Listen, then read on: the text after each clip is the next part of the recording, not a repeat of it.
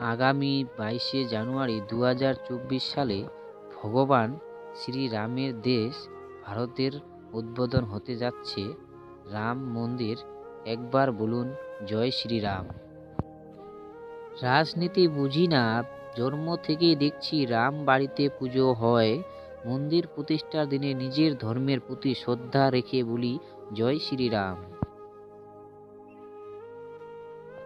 রাম মন্দির এর প্রসাদ আতপ চাল প্যাকেট বাড়িতে বিতরণ।